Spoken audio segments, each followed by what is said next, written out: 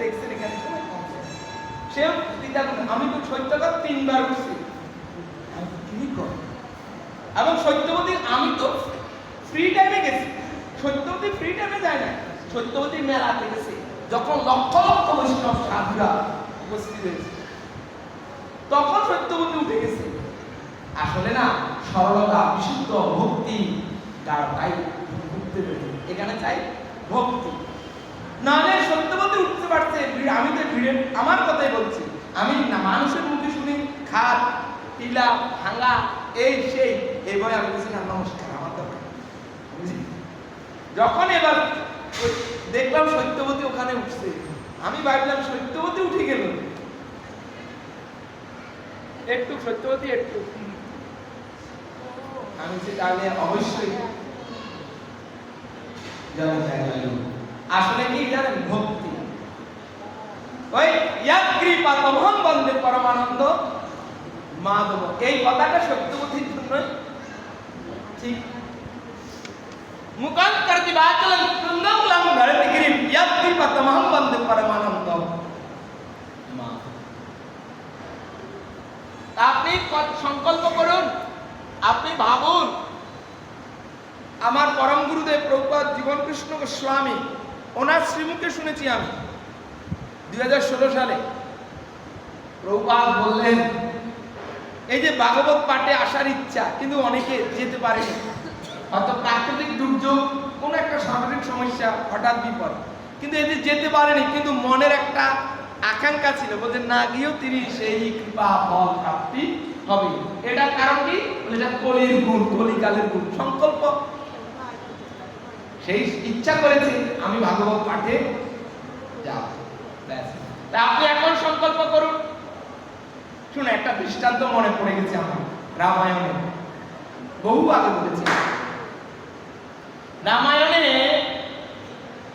কি অপূর্ব কথা খুব মাধুর্য মণ্ডিত কথা মন দিয়ে শুনুন শ্রী রামচন্দ্র রঘুপতি কুল তিলক মর্যাদা পুরুষোত্তম যশোদা শ্রীকৃষ্ণ কৌশল্যানন্দন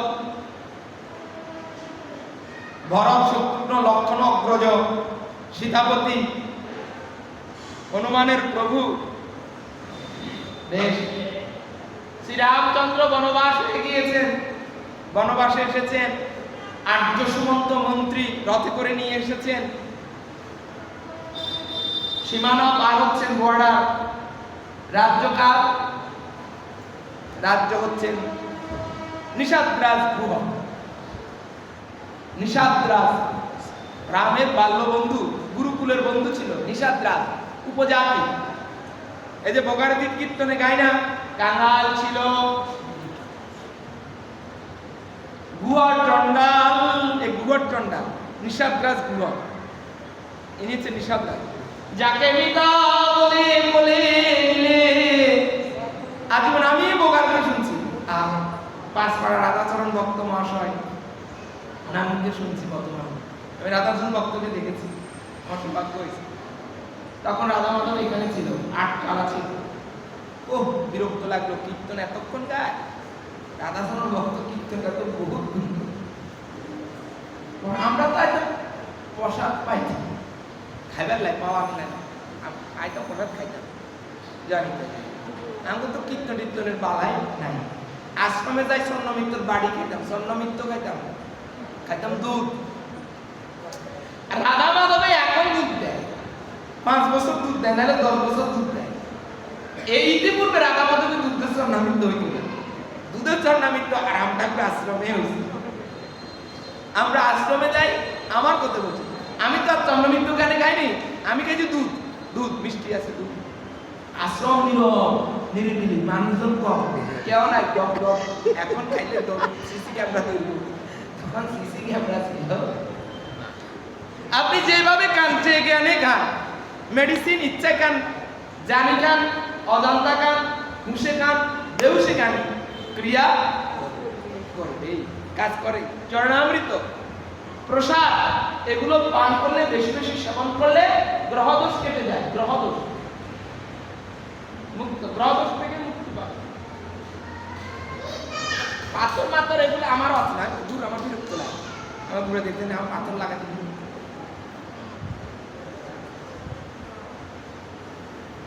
প্রভু জগৎবন্ধু সুন্দর বলছিলেন, জ্ঞানে গতিহীন, ভক্তি ভজনবিহীন, গ্রহ কৃপা নলে দেহ দিনে দিনে ক্ষীণ, বেশে নয়ন জলে জগৎ বন্ধু বলে রেখো বহু রাহা পায়, দিনজন ডাকছে তোমায়, এসো এসো নবদ্বীপ রায়। প্রভু শ্রী জগৎ বন্ধু সুন্দর মহানম্রত ব্রহ্মচারী, গুরু পরম্পরা জগৎ বন্ধু সুন্দর, তিনি বলছেন গ্রহকোপ, এই গ্রহদোষ থেকে এখানে আমরা যারা আছি কেউ গ্রহদোষ থেকে বাঁচার উপায় নাই, সবারই গ্রহদোষ হয়। তাহলে উপায় একটা কি? একমাত্র শ্রী বিষ্ণু পাদুক, রাধা মাধব গিরিজা গোবর্ধন শালগ্রাম শিলা চরণামৃত। আপনার গ্রহদোষ কাটবে, প্রসাদে গ্রহদোষ কেটে যায়। প্রসাদ আপনি কার্তিক মাস আগে এখন না, কার্তিক মাস আগে এই রাখে যাই হবে হবে, আস্তে আস্তে হবে। যে কথা বলছিলাম,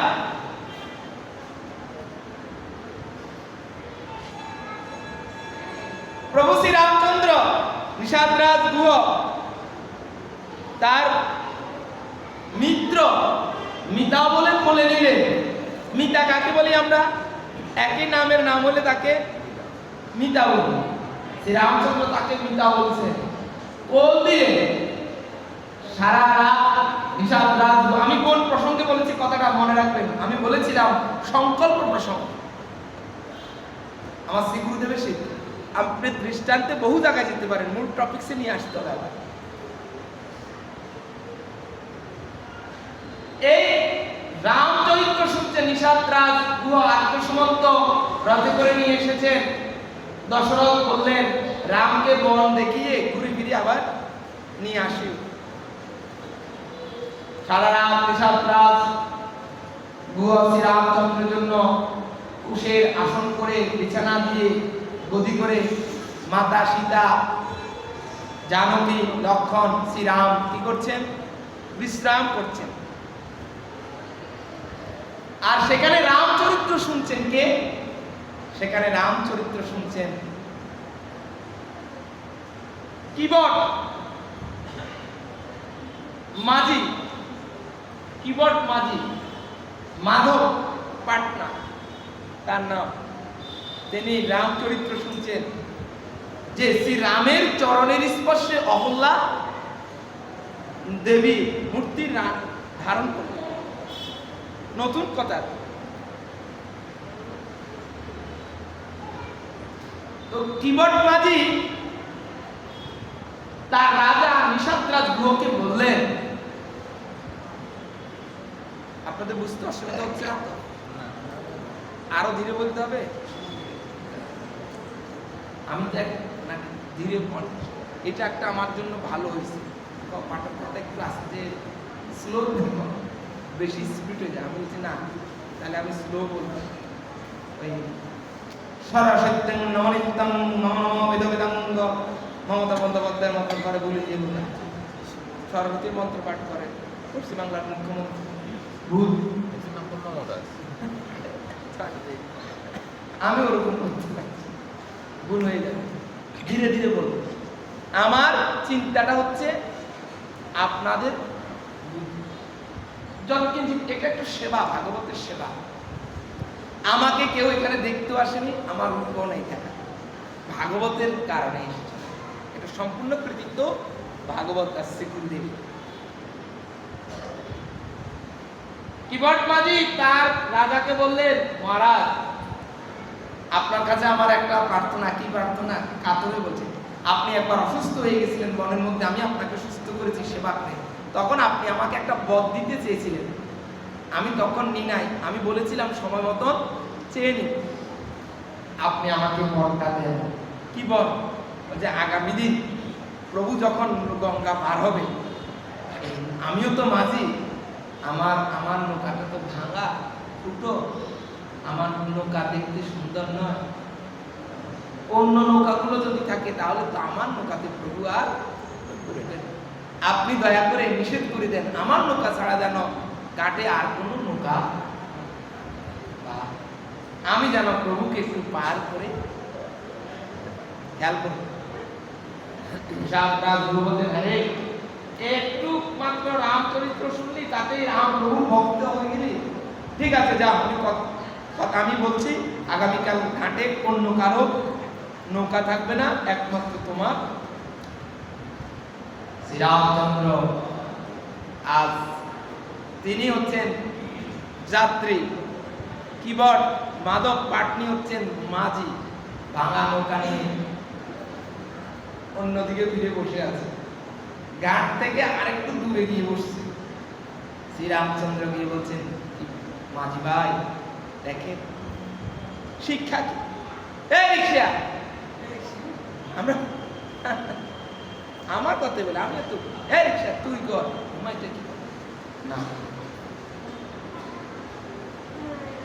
আজকে বঙ্গবন্ধুর কথা মনে পড়ে গেছে। বঙ্গবন্ধুর একটা ভাষণ, রিক্সাওয়ালাকে আপনি বলতে শেখর, ঠিক না? উনি বলছিলেন, আমি তার বঙ্গবন্ধুর ভাষণে দেখেছি। কি শিক্ষা! নেতা তো এমনই হবে, অমানিন মানবেন কীর্তনিয়া সদা। ভগবান রামচন্দ্র মর্যাদা পুরুষোত্তম, তিনি বলছেন, মাঝি ভাই, মাঝি ভাই আমাদের একটু পার করে দাও।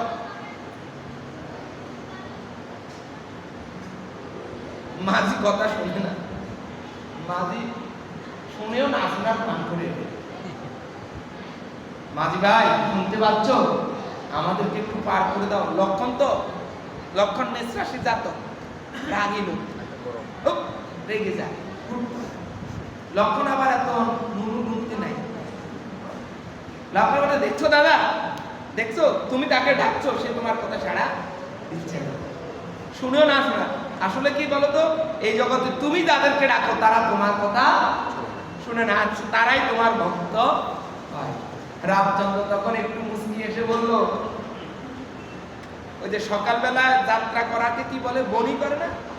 বনি। আমাকে একজন বলছে, আমি এটা বুঝে, বনি কত বনি হয়, বনি বনি তো আমি বুঝি না,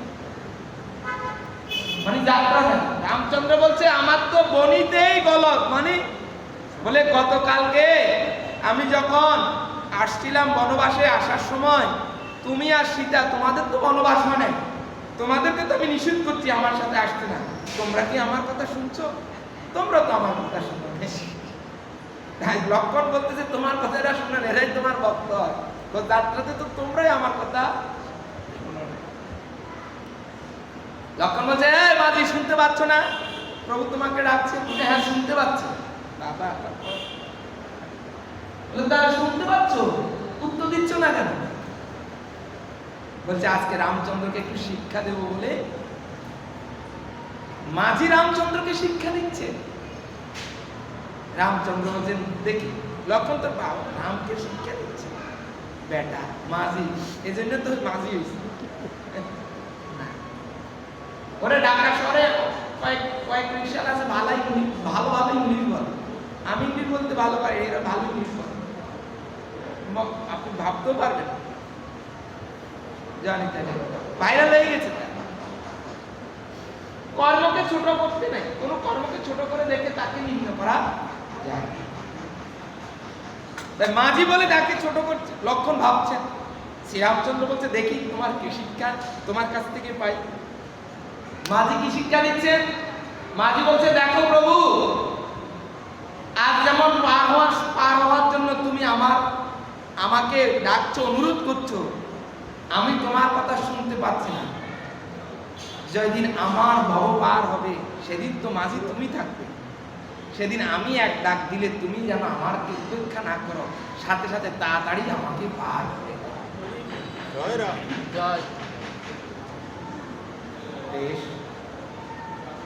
প্রভু, আমি তোমাকে পার করে দেব, আমার কোনো আপত্তি নেই, তোমার সাথে আমার কোনো দ্বন্দ্ব নাই, কিন্তু তোমার সাথে কোনো শত্রুতা নাই, তোমার চরণধুলির সাথে আমার শত্রুতা আছে।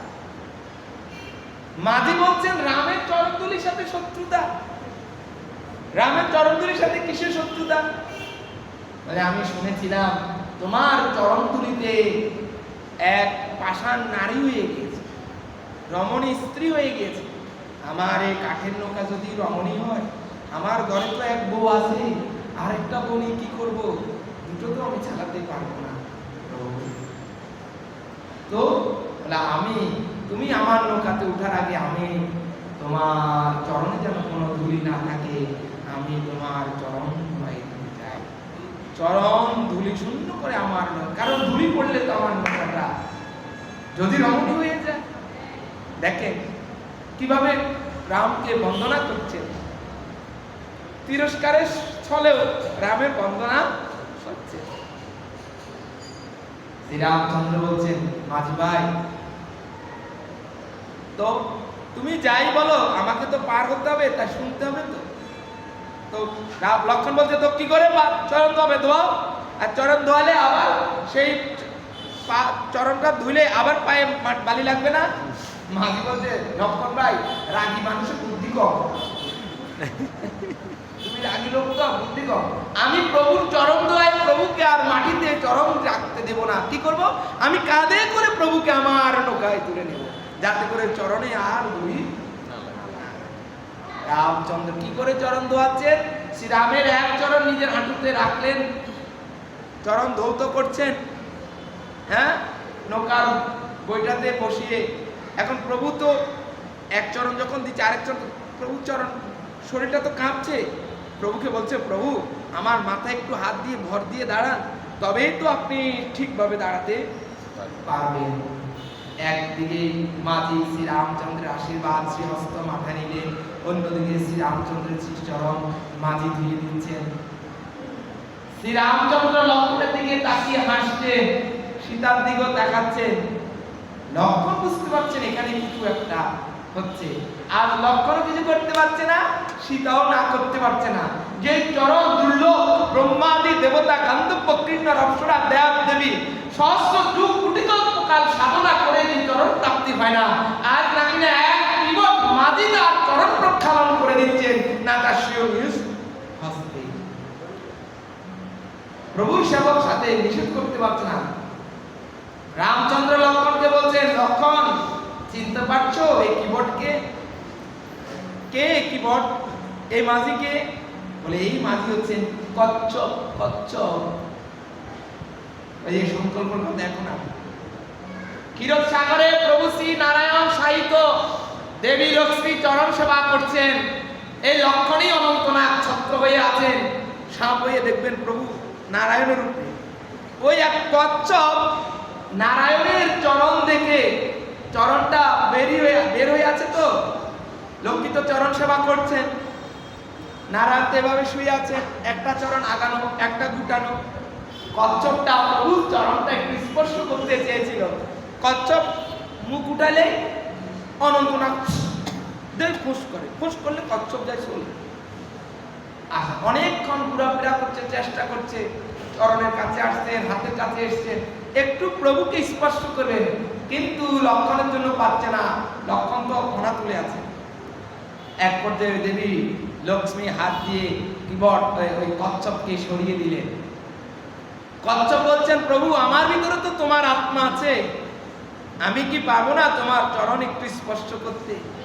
প্রভু বললেন, এই জন্মে আর তোমার আশা পূর্ণ হবে না, সংকল্প করেছে তো, তবে এখন নয়, আগামী ত্রেতা যুগে তুমি হবে কিবট মাধব পাটনি মাঝি, আমি শ্রীরামচন্দ্র যাব মাঝি হয়ে যখন পার হতে, সেদিন তুমি আমার চরণ নিজাতে প্রক্ষালন করে দিবে। তাহলে কচ্ছপ হয়ে থাকাকালীন, কচ্ছপ জন্মে থাকাকালীন সংকল্প করেছে, ইচ্ছা প্রকাশ করেছে, প্রভু তা সেটা পূরণ করে। আপনি কেন পারছেন না? কেন না পারি না? ওই তো আমাকে হবে না, আর হবে না তো আপনি তো বলতে হবে, আপনার তো জানাতে হবে, আরতি করতে প্রভুর চরণে জানাতে হবে। প্রভু শ্রীরামচন্দ্রকে মাঝি পার করে দিচ্ছেন, পার করছেন, পার হয়ে গেলেন, গঙ্গা ওই পারে গেলেন। প্রভু বললেন, মাঝি ভাই তুমি তো আমাকে পার করে দিয়েছো, তোমাকে তো কিছু ভেট দিতে হবে, পয়সা দিতে হবে। মাঝি বললেন, প্রভু তুমি বোকা। লক্ষণ বললেন, ও তুমি চালাক, প্রভু হুকা তুমি চালা? বলে কেন? বলে জাতি ভাই, যে জাতি অর্থাৎ সহোদরী হইলে একজনের থেকে আরেকজনের ভাড়া, ড্রাইভারের ভাড়া, ড্রাইভার আরেক ড্রাইভার উঠলে ভাড়া নেয় না? নেয় না। সেলুন দোকানে যে শেভ করে আরেকজন তার শেভ করলে 1 কিলো টাকা নেয়? নেয় না। আমরা পাঠকরা পাঠকদের বাড়ি পাঠিয়ে বানাবি না। কথাটা বুঝতে পারলেন? বলছে আমিও মাঝি তুমিও মাঝি। লক্ষণ বললে আমার দাদা মাঝি হইল কই? বলে দাদা এখানের মাঝি নয়, তিনি ভবপারের মাঝি। আজ আমি পার করে দিচ্ছি বিনা পয়সায় করিতে। আমি যখন মাঝি, আমি যখন যাত্রী হয়ে যাব, মাঝি তখন তোমার দাদা প্রভু শ্রীরাম তুমি থাকবে। সেদিন আর আমার কাছে কোনো কড়ি চাইও না, আমার কাছে তো কোনো কড়ি থাকবে না। ওই যে আমি দিন ভিখারি নাইকো করি, দেখো ঝুলি জেরে ভরি, দিন তো গেল সন্ধ্যা হলো পার করো আমার। দেখেছো ওই মাঝি, ইনি পূর্বে ছিলেন কি কচ্ছপ। বাহ, তাহলে সংকল্প থাকতে হবে, ইচ্ছা থাকতে হবে যে আমার কি করা। আমাদের কলিকালে আমরা কলির জীব, আমাদের সৌভাগ্য আমরা কলিকালে জন্ম নিয়েছি। আমাদের ভগবান শ্রীকৃষ্ণ চৈতন্য মহাপ্রভু, ধন্য কলি, ধন্য কলির যুগ, আমরা ভাগবত শুনতে পাচ্ছি। এই ভাগবতকে বলা হয় অমর পুরাণ। এই ভাগবতের আরেক নাম হচ্ছে, ভাগবতের একটা নাম হচ্ছে অমর পুরাণ, ভাগবত মহাপুরাণ বা শ্রীমদ্ ভাগবত। আর একটা ভাগবত কথার আরেকটা কথা হচ্ছে অমর কথা, যেই কথা শুনলে কোনো মৃত্যু। শুধু একটু টাচ করে শুনেন, ভাগবত সপ্তাহ পাঠ 4 ঘন্টা সময় দিতে হয়, 4 ঘন্টা। তবে বিশদে ভাগবত সপ্তাহ পাঠের ধারাবাহিকতা আছে, কোন দিন কতটুকু পর্যন্ত পাঠ করতে হবে। আমরা তার সেভাবে করছি না, শুধু ভাগবত সপ্তাহ জয়ন্তীটাকে স্মরণ করে এটা পাঠ হচ্ছে। একটু শুনে যান, এই ভাগবত কথা ভগবান বলেছিলেন ব্রহ্মাকে, ব্রহ্মা বলেছিলেন নারদকে, নারদ বলেছিলেন তার শিষ্য ব্যাসকে, ব্যাস বলেছিলেন তার পুত্র সুখদেবকে, সুখদেব বলেছিলেন মহারাজ পরীক্ষিতকে, পরীক্ষিত বলেছিলেন দেবী উত্তরাকে, তার মাকে বলেছিলেন। এই ভাগবত কথা হর পার্বতী, হর বলেছিলেন আবার পার্বতীকে, ভোলানাথ, শিব, শঙ্কর, মহাদেব। একবার নারদ মুনি এসেছিলেন কৈলাসে। নারদ জানে এখন শিব নাই, এই সময় যায় ভেজাল লাগা দিয়ে বলছেন প্রভু কোথায়? দেবী। প্রভু তো নেই, প্রভু জীব উদ্ধার করতে গেছে শ্মশানে, তাকে শিব, ভোলানাথ, মহেশ্বর দেশ। আচ্ছা আসছি, প্রভুর কাছে আসছি না, জায়গা নারদ তো বলছেন আচ্ছা দেবী একটা কথা না থাক,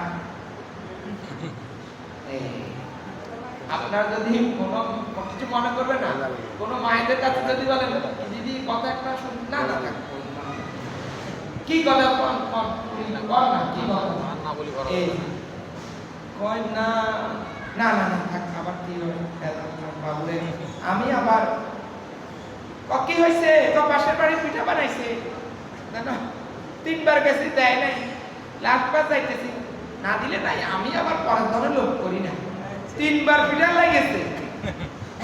জিজ্ঞাসা করতেছে কি হয়েছে? পাশের বাড়ি পিঠা বানাইছে, 3 বার গেছি দেয় নাই, এখন যাইতেছি না দিলে না দেখ, আমার পরের ধরে আমার লোভ নাই, 3 বার যাই গেছে।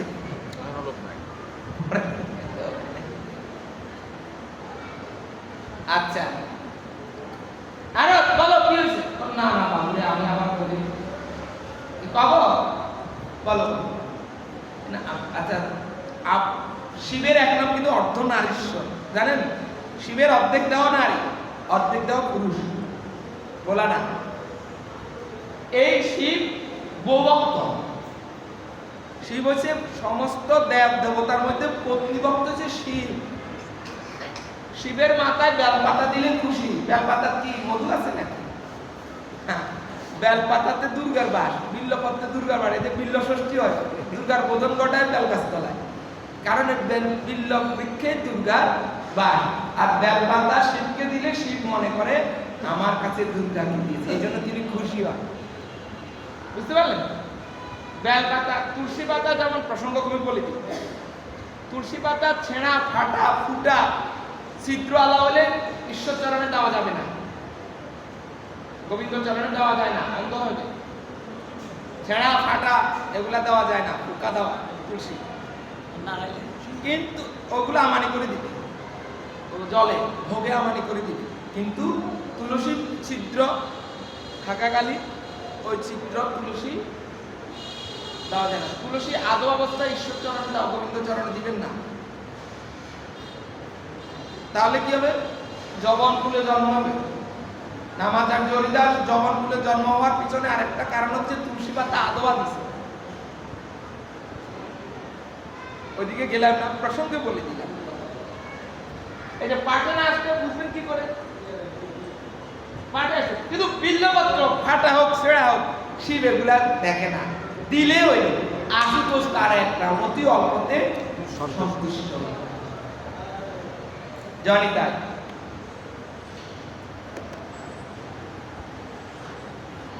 শিবকে অর্ধনারীশ্বর বলা হয়। ভোলেনাথ কি করলেন? নারদ বললেন উনি যদি আপনাকেই ভালোবাসেন তাহলে কৈলাসের পর্বতের চূড়ায় একা একা সেখানে গিয়ে কি করে, কার নাম চিন্তা করে? শুনেন, মহিলাদের কানে, মায়েদের কানে বেশি কিছু না, যদি স্বামীর নামে কিছু একটা কানে লাগাইতে পারে এই কাজ বেদাল এখানেই না।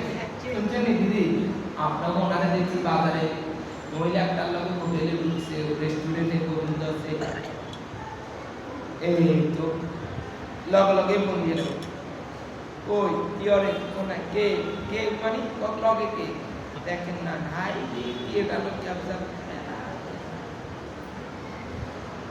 এই শিবে দিছে। নারদ মুনি পার্বতীর মনে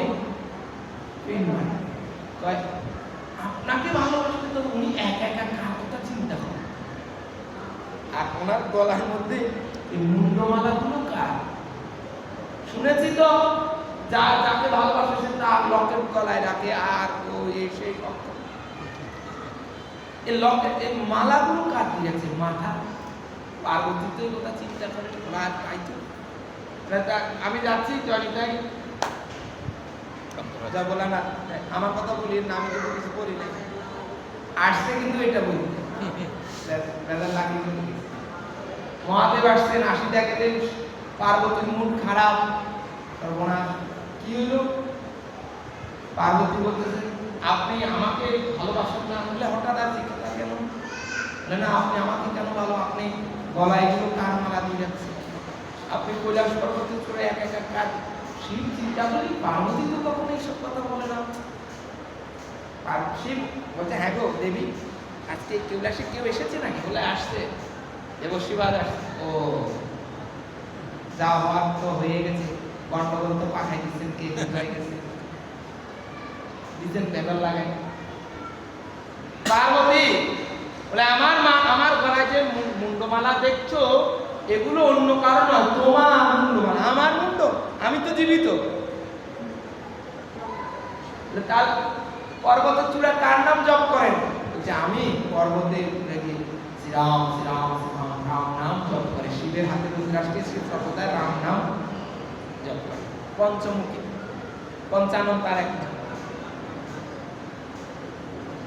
তখন বলে আমার মুন্ডমালা, আমি তো জীবিত। বলছে দেখো পার্বতী, তোমার বহুবার মৃত্যু হয়েছে, এগুলো তোমার মাথা, আপনার মৃত্যু হয়নি কেন? বলে আমি অমর কথা শুনেছি। আপনি অমর কথা শুনলেন, আপনি আমাকে আর ভালোবাসবেন কই? আপনি শুনলেন, আমাকে তো শোনালেন না। আমি না আপনার পত্নী, তাই আপনার তো উচিত আমাকে ভাগবত কথা শোনা।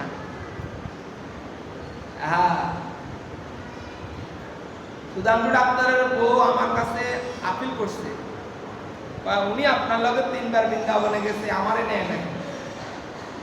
আমি যে ডাক্তার, আপনি তো ধরা খাইবেন, উনি যেহেতু আপিল করছে আপনি আপনার বিরুদ্ধে মামলা হয়ে যেত। শুনে রাখেন মায়েরা, আপনাকে রাখি যদি উনি একলা বৃন্দাবনে যায়, আপনি যদি বাদী হয়ে যান প্রভুর কাছে, ওনার যাওয়াটা নিষ্ফল হয়ে যেত। যার ধর্মপত্নী আছে তিনি তার পত্নীকে সাথে নিতে, যদি তিনি না যায় সেটা পরের কথা।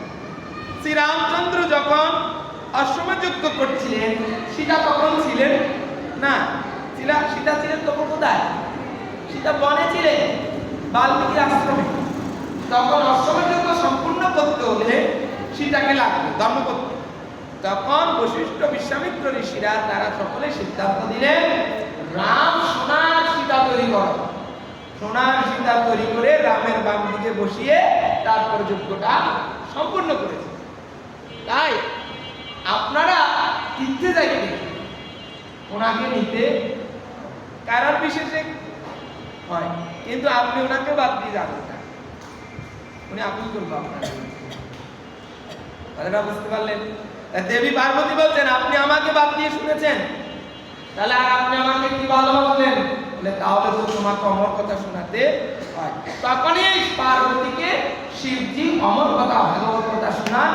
যখন ভাগবত কথা যেখানে শোনান, সেখানে শিব তার ত্রিশূল দিয়ে চারদিক, কোনো কীট পতঙ্গ কিছুই সেখানে রাখে না, পশু পক্ষী ছিল না, সেখানে এক শুক্রপক্ষী একটা ডিম্ব পেড়েছিল। আর সেই ডিম তো কোনো জড়ানো প্রাণীও না, সে ডিম্ব ভাগবত হরহর তথা মহাদেব যখন পার্বতীকে ভাগবত শোনাচ্ছেন, তখন পার্বতী শুয়ে মহাদেবের হাঁটুতে মস্তক রেখে তিনি একটু জানিদা পাঠে আলে দেখবেন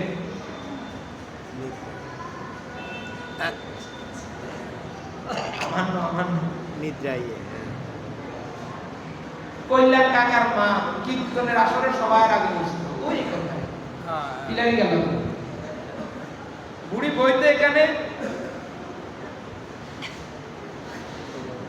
সত্যবতীর মতন কীর্তনের আসরে বইব আর ঘুমাইব। আমার কাছে ভিডিও আছে, কল্যাণ কাকার জিজ্ঞেস করেন, কল্যাণ কাকার মা ওখানে দিয়ে বসতো ওই সিট ছাড়া। মা লাড়ি একটা আছে, কেউ বললে লাড়ি দিই।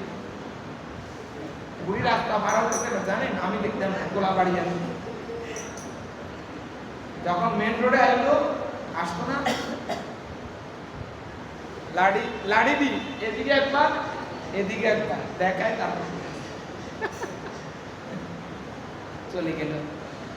ওই ঘুমের মোটামুটি পিলার রোডটা ফাইলে তো আর রাত পোয়াই গেল খবর নেই, যদি একটু পিলার থাকে সেখানে রাত পোয়াই যায়। ভাগবত পাঠে বসলে প্রথমে আসে আলস্য, আলস্য হচ্ছে ভাই, নিদ্র হচ্ছে বোন। আলস্য প্রথমে আসি মেসেজ করে দেয়, এরপর দেখে দেন একটু কাবু হয়ে গেছে, দিদি আসো আসো তো খান মুটকে দেয়। তারপর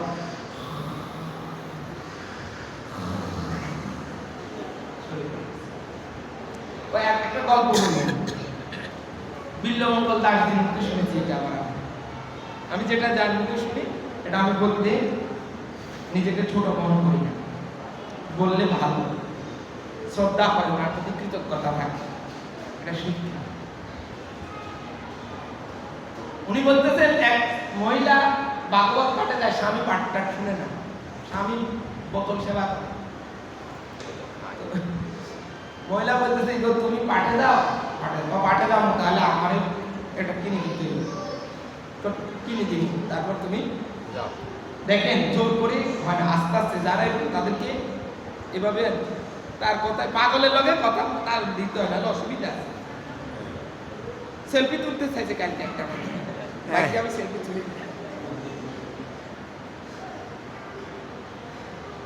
বলছে ভাগবত পাঠে গেলে কি ভাগবত পাঠ মিষ্টি, মধু, মধু ভাগবত মধু, মধু কোনার মধ্যে মধু। ভাগবত পাঠে গেছে সবাই পিছনে যা বসছে, পিলারের লগে বসছে, তো সে কি আর পাঠে আসছে, সে আসছে লোভে, বউ কিনে দিব। বাচ্চা একটা বলতেছে মা করুন, বাচ্চা মারে বলছে মা কোথায়, ওই কন্যাতি ও দাদা আগ করে ঘুম যায় খেতে দেয় নিতে যায় দিছে মুখের মধ্যে সারাই দাও না, এটা তো হচ্ছে নোনতা, এতে তো ভাগবত পাঠ তো মধু হইল না, বলে তো কি বোতার বুঝে না জানিতে যায় সামনে আবার তুমি পিছনে বসছো তো, এদের দেখেন পিছনে বলে কি সমস্যা, কোন সময় কোনটা কারবার করিবে চিন্তা নাই, সাবধান। এরপরে কি করলো, পরের দিন ভোর যাওয়ার সময় পকেটে করে বাতাসা নিয়ে মানে ব্যাগে পার্সে, মহিলার তো আবার পকেট নাই, পার্সে না, মহিলাদের পকেট আছে, তারা জিনিস এবার পার্স থেকে বাতাস, এবং এ আবার একই অবস্থা, সিলারের লগে বইছে তো বউ কি হচ্ছে টুক করে একটা বাতাসা মুখে দিয়ে দিছে, ওই বাতাসা দিছে তো জিভে ভিজতে ভিজতে বাতাসা তো চলে গেছে, জানি তাই যাই গো। দেখেন না আজকে ভাগবত পাঠ মিষ্টি আছে, ভাগবত পাঠটা আজকে এই যে ভাগবত পাঠে মিষ্টি লাগছে, এই তখন সে আস্তে আস্তে আস্তে আস্তে শুরু। এর ভাগবত পাঠে আসলে তো আমাদের ঘুম আসে, আর পিলারের লগে বসলে তো কথাই নাই। এখন পার্বতীও ভাগবত শুনতেছে, শুনতে শুনতে ওই রামচরিত্র আছে ভাগবতে, যখন রামচরিত্র এসেছে তখন পার্বতীর ঘুম এসে গেছে। ওই শুকপক্ষী যে ডিম পেয়েছে, ডিমটা তখন ফুটে বাচ্চা হয়ে শুকপক্ষী, শুক পাখি, সেও ভাগবত শুনছে। মহাদেব বলছিলেন দেবী তুমি তো পাঠ শুনতেছ, বুঝো কোন দিকে না বুঝো আমাকে বলিও, আমি তোমাকে বলে দেব। পার্বতীর মুখ বুঝতেছে, শব্দ করছে, ইশারা ইঙ্গিত দিচ্ছে, সাড়া দিচ্ছে। এক পর্যায়ে পার্বতীর ঘুম হয়ে গেছে বেশি, ওই পাঠে ঘুম, এবার ঘুমাইছে পাঠে। হঠাৎ ভাগবত পাঠ শেষ, ওই শুকপক্ষী বলতেছেন আরে পার্বতী যদি ঘুমে যায় আমি তো পুরো কথাটা শুনতে পারবো। তাই এবার শুকপক্ষী শব্দ করে করে যেতে যেতে একবার যখন ভাগবত পাঠ শেষ, মহাদেব ভাগবত মহাপুরাণ কি জয় জয় শ্রী রাধে উড়ি যাবো।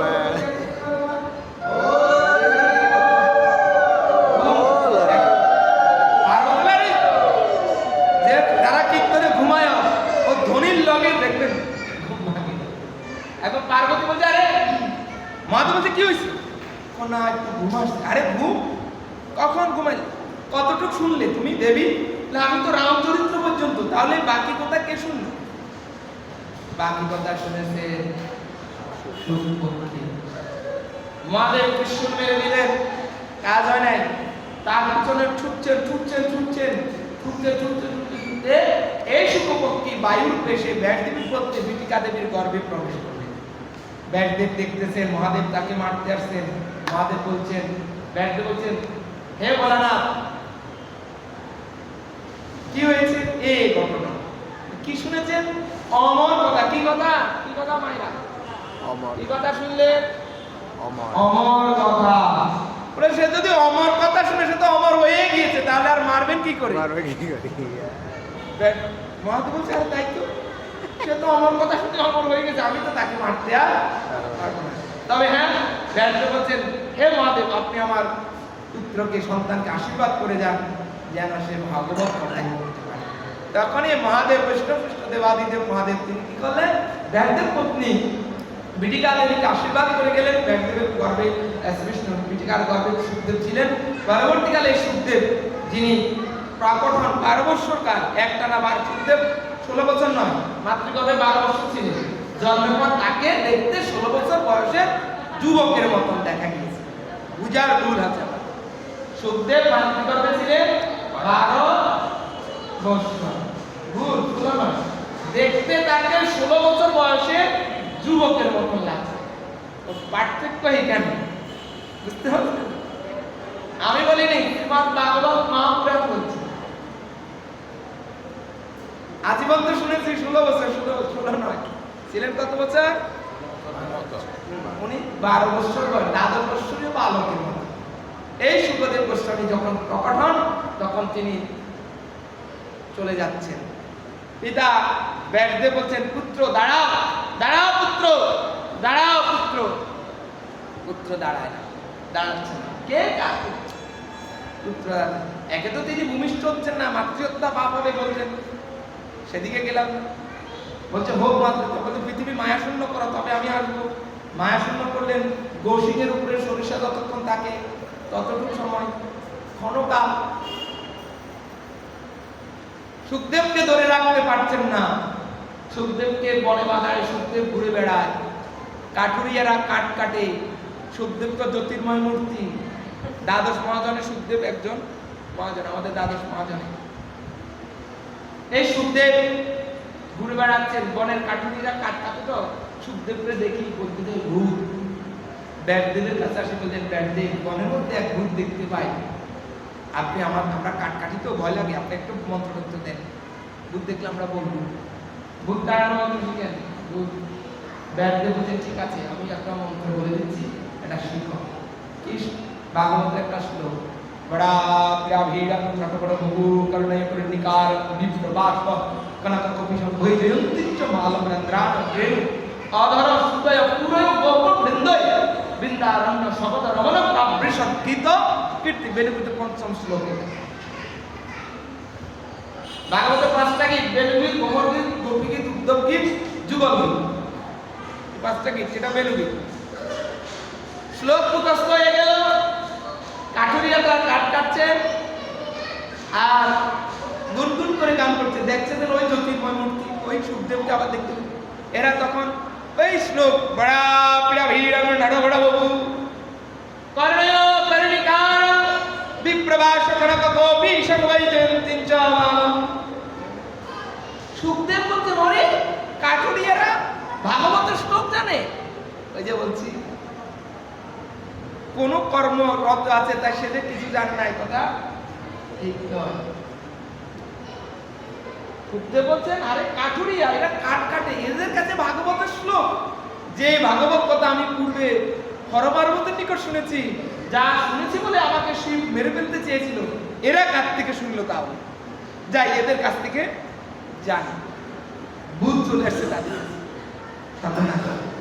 ভূত আগে না মন্ডল পাড়ার তাল গাছ ছিল দুটো। এই আপনি যে বাড়িতে থাকেন এখন, এখান থেকে তাল গাছ দুটো আছে, রক্ত সেক্রেটারি বাসা। এখান থেকে যাইতে আমরা শুনেন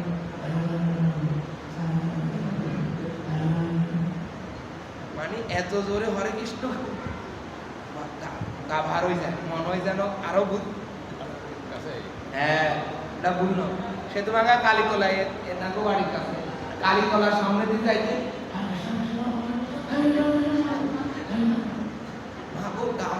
মনে হয় যেন ভূত আমার কাছে। তখন ভূত আসে না, আপনি যাকে অতি ভয়ে ভীত হয়ে ডাকছেন তিনি আসেন আপনার কাছে। সুখদেব গোস্বামী ভাগবতের পাল্লা শুনে ছুটে চলে এসেছেন। এরা বলে ভূত ভূত ভূত ভূত ভূত, এরা পালিয়ে গেছে। সুখদেব বলছে আমি ভূত নয়। এরা চলে গেছেন ব্যাসদেবের কাছে। ব্যাসদেব, ব্যাসদেব কি গুরুদেব, আমরা ভাগবত আপনার কথা অনুযায়ী বনের ভূত থেকে আপনার দেওয়া মন্ত্র শ্লোক পাঠ করলাম। ভূত তো আমাদের কাছে আরো চলে আসলো। কোথায় ভূত? বলছেন ওই যে। বলে এই ভূত নয়, এ হলো পুত। এ ভূত নয়, এ হলো আমার পুত। পুত মানে ছেলে, আমার পুত্র। পুত নামক, পুত্র থেকে পুত নামক একটা নরক। এই পুত নামক নরকে বললে পুত্র উদ্ধার করে। পুত পুত আমরা জানি, পুত মানে পবিত্র। বলছেন এই আমার পুত্র সুখদেব, একে আমি ধরতে পারিনি। সুখদেব বললেন এগো কাঠুরিয়া, তোমরা এই ভাগবত কথা কার থেকে শুনলে? আমরা শুনেছি আপনার বাবা ব্যাসদেব থেকে। হরিণের নামের মধ্যে কস্তুরী। হরিণ কিন্তু জানে না সুগন্ধি কোথায় থেকে। হরিণ সুগন্ধির খোঁজে খুঁজছেন, হরিণ কিন্তু জানে না সেখানে সুগন্ধিটা। তাই সুখদেব গোস্বামী বলছেন সুগন্ধি কস্তুরী অমৃত আমার বাবার কাছে, আমি জায়গায় জায়গায় ঘুরছি। তখনই পিতার কাছে ধরা দিয়েছে। তখনই সুখদেব গোস্বামীকে ব্যাসদেব ভাগবত শিক্ষা জ্ঞান দান করেন। আর সেই ভাগবত কথা সুখদেব গোস্বামী মহারাজ পরীক্ষিতকে বর্ণনা করেন। আগামী দিন আসলে আমরা শুদ্ধের থেকে ভাগবত কথা পরীক্ষিত কিভাবে শুনবেন আজকে এখানে পর্যন্ত নিয়ে গেলাম, কালকে কাল থেকে আবার জানি তাই যাই আজকের জন্য